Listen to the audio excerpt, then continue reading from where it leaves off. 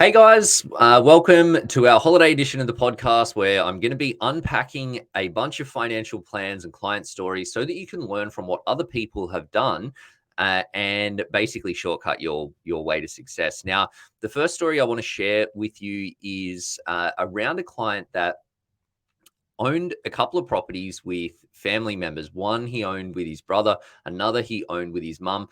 And we basically, the lessons that he learned that made him realize that he was massively holding back his investing potential as a result. Now, this guy's income was $160,000. His net asset position was $420,000, mainly through property equity in these two investment properties that he had, which had a combined value of $1.6 million. He owned 50% of each of the properties. So one he half owned with his brother, one he half owned with his mum. He was saving pretty strongly at $30,000 a year. And with that savings, he was doing a little bit of saving into cash, as well as some investing into ETF investments. He was doing that because his serviceability was capped. Basically, the banks wouldn't lend him any more money because what he didn't realize when he purchased these properties jointly was that the banks actually look at the total debt on the properties, even if you're not the one that owes all of the debt. So a lot of people don't realize this, that if you're buying a property with another person, if they're also borrowing to buy that property, even if the debt is in their name, the banks look at you like you owe the entire amount of debt. So they wouldn't lend him any more money. Now, this guy was working on a contract where he knew his income was going to be higher for the next few years, but then after that, it would go down to a lower level unless something changed, and he didn't want to keep working at that pace. So he wanted to maximize his wealth building during the time that he was earning at this higher rate. He was also frustrated with the tax bills that he was paying, and he wanted to do it he wanted to get ahead, but he wanted to do it in a way where he wasn't taking on a ton of risk. Now, what he chose to do was he sold one of the investment properties, the one that he owned with his mum. He sold on the market. They both cashed out on that one. And the property that he owned with his brother, he ended up selling back to his brother. Then he reloaded into properties and bought another two investment properties, total value of $1.6 million. So basically the same value of property, but he now owned 100% of the property. So he ended up with an extra $800,000 of property that he owned in his name, which if you look at the long-term growth rate on property over the long term, that extra $800,000 worth of property should be growing by an additional around $50,400 every single year. So he basically he was being held back by $50,000 a year in lost wealth building potential by getting into the property market with somebody else. I get that a lot of people do this because it seems like, and it is a quicker way into the market sometimes, particularly if you're first getting started. But if you're going down that path, understand and make sure that you're thinking a couple of steps ahead so that you don't end up in a position where you're sort of hamstrung and unable to really achieve your full investing potential. My next story is around this client that was really struggling from a savings perspective or struggling to maximize his savings potential. Now, he was actually just about to turn 20, so really young, on an income of $120,000 a year, assets $45,000, which was just all in cash, 100% cash savings. Started earning this good money, sort of fell into this job where he was on a pretty sweet wicket, particularly for a 20-year-old, saving $2,000 a month, but it was just going into cash because he was too scared to do anything else with it. He also had no real system around his savings, and the money was just coming in and going out. He was pretty good overall with how he was managing things, and good enough to set things up to save $2,000 a month, which is no small feat. But his costs were actually pretty low, so he felt like his savings potential was a lot more. But because he wasn't really motivated, he didn't know what he was doing. He didn't have any clarity on whether to invest, how much to invest, what that could actually do for him.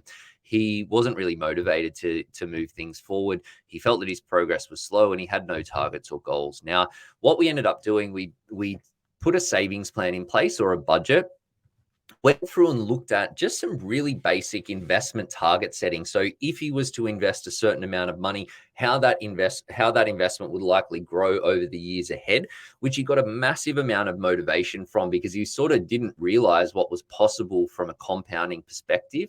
As a result of doing that, he managed to realize and find a way to increase his savings by an extra $1,000 a month.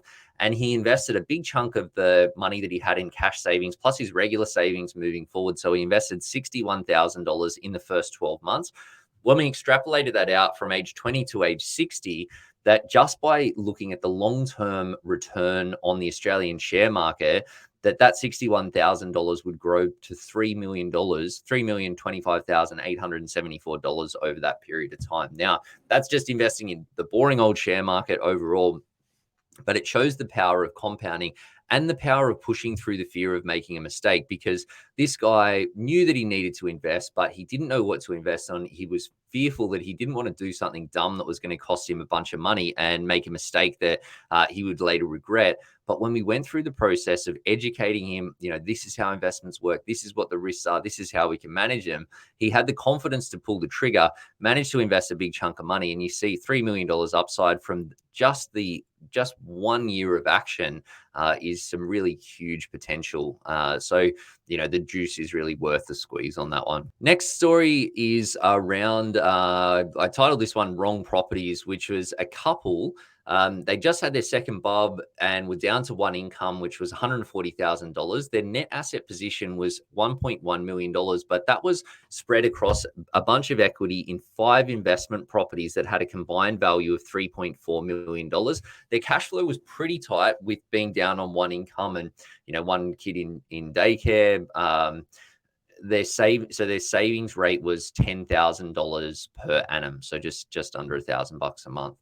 They felt that their growth was really slow in that they had these properties that they were all around the $500,000 to $600,000 range. They'd purchased these properties off the back of some advice from a property type coach business, which they had a certain philosophy around property, which made it easier to get into the market because they were buying, relatively cheaper type properties, but they were buying in areas that were away from the CBDs of Sydney, Melbourne, Brisbane. And what that meant is because in those areas, the population growth hadn't sort of materialized in the way that they thought, that they were sort of really stuck and thinking, are these properties going to turn around? Are they going to start performing? Should they sell them? Should they keep them? What are they going to do?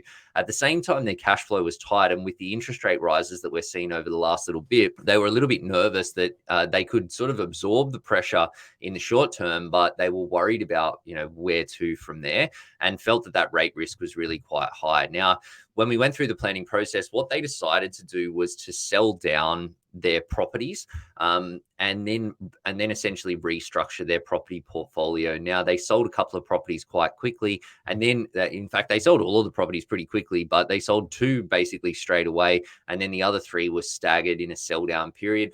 We'd sort of done that over the course of this year because we saw the writing on the wall a little bit with what was going on in the property market, realized that if they wanted to get out, that now was the time to do that.